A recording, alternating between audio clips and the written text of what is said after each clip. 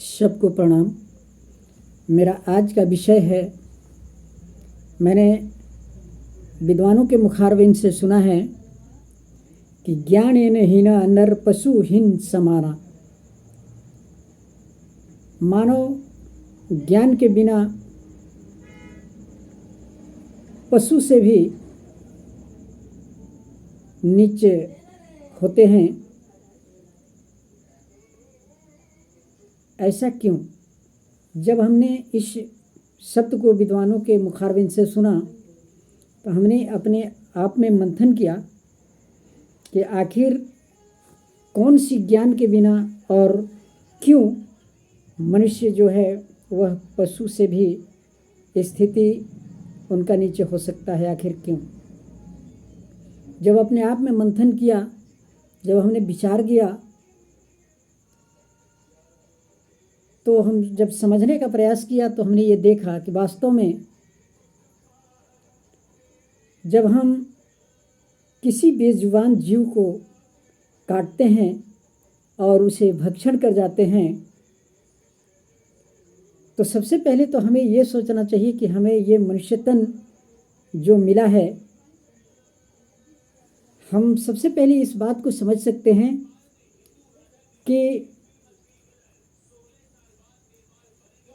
यह जीवन, यह मनुष्य का चोला जो है, यह अपने आप में एक परमात्मा का बनाया हुआ सुंदर मंदिर है।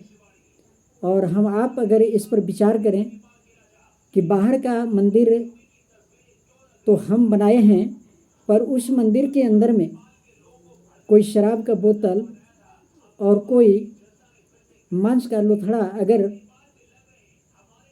मंदिर में डाल दे तो हमको लगता है कि बहुत सा खून खराबा होगा, बहुत सारे कानूनी प्रक्रिया चलेंगे।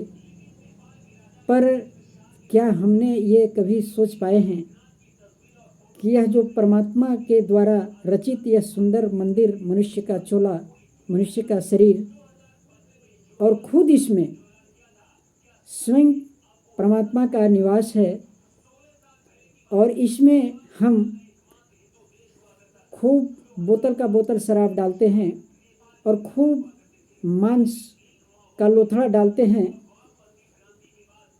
और इस पर कोई प्रतिक्रिया नहीं की जाते हैं।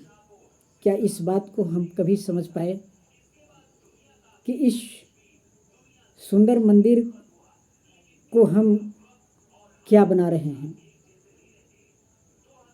अगर हम इस बात को सोच सकते हैं, इससे आगे हम सोचें कि जिस बेजुबान जीव को हम मारते हैं, काटते हैं, हमने जो उन विद्वानों की बात को जो सुना कि ज्ञानेन हीना नर पशु हीन समाना, आखिर उस किस ज्ञान की बात की? वह उस ज्ञान की बात कर रहे थे कि नाना शास्त्र पठेन लोके नाना दैवत पूजनम आत्म ज्ञान बिना पार्थ सर्प कर्म निरर्थकम। जब तक हमें आत्मज्ञान नहीं होगा तब तक हम उस बात को नहीं समझ पाएंगे कि वास्तव में हम किसी दूसरे के दिल को, दूसरे की दुख को नहीं समझ पाएंगे। और उन विद्वानों की बातों को सुन करके जब हमने मंथन किया तो हमें यह पता चला कि जिस जीव को सर्वप्रथम तो हम उसको खरीदते हैं। जरा इस पर गौर किया जाए कि जिस व्यक्ति ने जिस बकरे को, जिस मुर्गे को पाल रखा है और उस इंसान से, उस बकरे मुर्गे वाले मालिक के पास जा कर के और हम उस बकरे और मुर्गे को पैसा देकर खरीदते हैं। अब यही सोचने की बात है कि जिस इंसान ने उस बकरे, उस मुर्गे को पाल रखे हैं, मैंने मुर्गे को, बकरे को जिस तरह से उसका मालिक दाम लगाए उसके अनुकूल मैंने 4,000, 5,000, 500 रुपये दे करके और मैंने उस बकरे और मुर्गे को खरीदते हैं। अब आप सोचिए कि जब मुर्गा या बकरा जीवित था तो अपने मालिक को 5,000 या 500 रुपये से नवाजा, जिस मालिक ने उनको पाल रखा था। तो जब वह बकरे और मुर्गे जब तक जीवित थे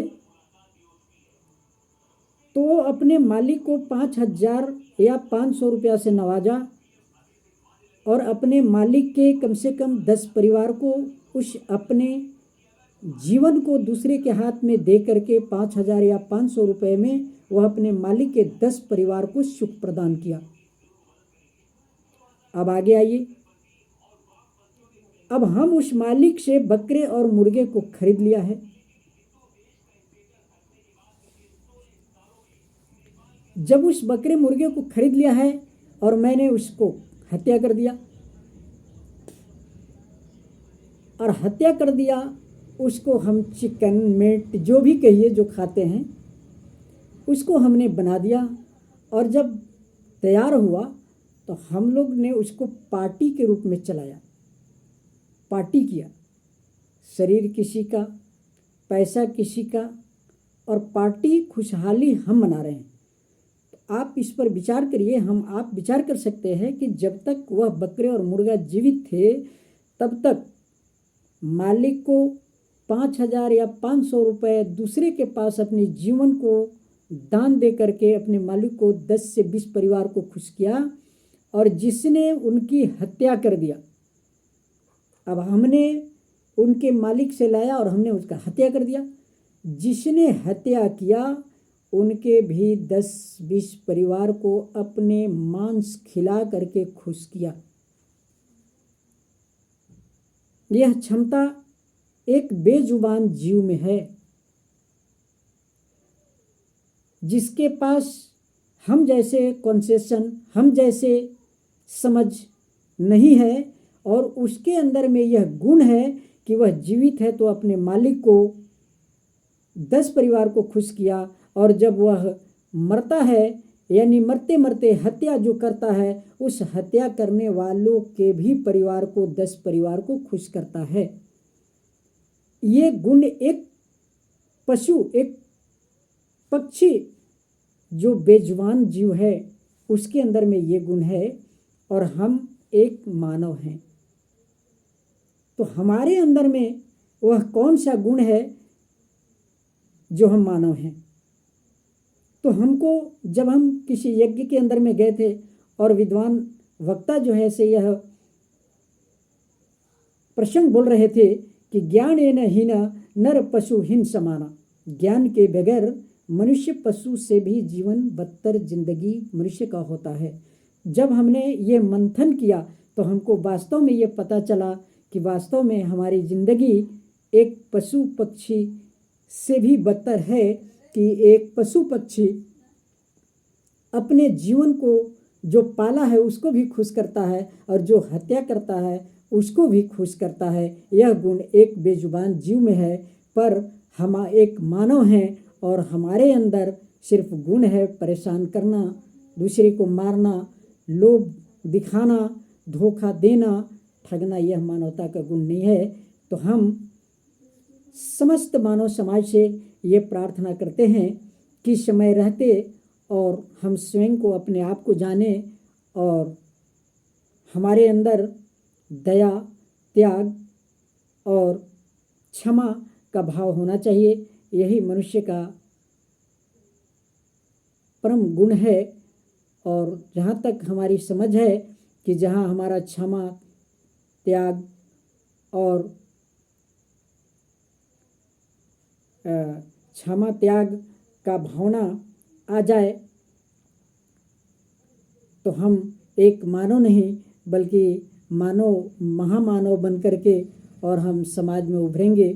इसलिए हमें चाहिए कि हमें जो मनुष्य का चोला, मनुष्य का तन से नवाजा गया है, हम इस मनुष्य चोले को, उद्देश्य को पूरा करें और हम मानवता का लाज रखें। क्योंकि कहा गया है कि आज ऐसे समय भयावह स्थिति है कि सबसे बड़ा आश्चर्य ये है कि हमें आज आदमी के नगरी में आदमी को खोजना पड़ रहा है। जब हमें ये पता चलता है कि हमें पहले लोग कहते थे कि जंगली जानवर से डर लगता था, पर आज तो जंगली जानवर को कैद कर रखा गया है, परंतु आज के हम मनुष्य को एक मनुष्य से डर लगता है। आखिर क्या हो गया? मनुष्य के अंदर में कौन सी प्रवृत्ति आ गई जो आज मानव से डर रहे हैं?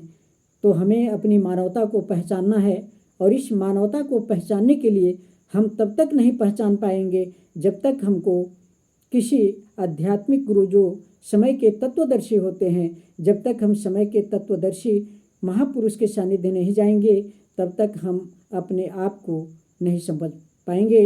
इसलिए हमें समय रहते चाहिए कि हम अपने जीवन में समय के तत्वदर्शी पुरुष का खोज करें और उनके सानिध्य में जाएं और अपने मानवता गुण को जानकर और उसको धारण कर हम एक समाज में मानव से महामानव बनकर और एक उदाहरण स्वरूप समाज के अंदर में अपने जीवन को बिताएं। धन्यवाद।